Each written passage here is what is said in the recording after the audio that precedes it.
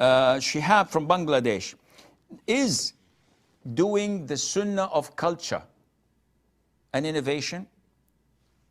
To recap, the things that the Prophet had done, ﷺ, either they are sunnah of worship or sunnah of culture and habit. So when the Prophet tells us ﷺ, to grow the beard, and he grew it himself, and he told us to go against the fire worshippers, the Jews and the Christians, this is sunnah of worship. The ruling is mandatory, but he did it and we follow. When the Prophet says, "Sallu kama ra'aytumuni usalli," pray as you've seen me pray, this is sunnah of worship. And if you do it, you're rewarded.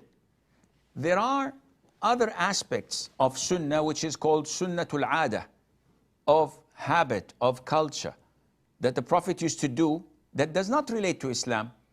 The way he sits to eat, the way he wears his clothes or his hair, what he rides on. This had nothing to say that do this and you will be rewarded, or Allah will grant you this in this level in Jannah, or follow what I'm doing, which makes it not part of the category of worshipping Allah Azza wa Jal. But the 1 million Kuwaiti dinar question is, if I do this sunnah of culture, would I be rewarded for it or not? It's an issue of dispute. Some scholars say that Allah says in the Quran, in the Prophet ﷺ, there is a role model to follow. So Allah is telling us He's our role model, we should follow. Some scholars say we should follow in everything, whether it's sunnah of worship or sunnah of culture. Others say, no, this is only to be followed in what is type of worship, which is rewarded by Allah. How he wore his hair has nothing to do with worshipping Allah Azza wa Jal.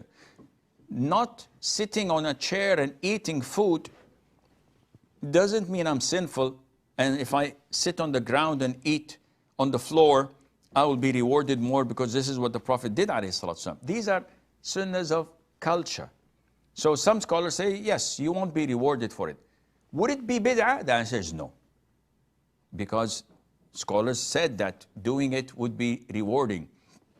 Now, except if a person does something and the people are drawn back from it.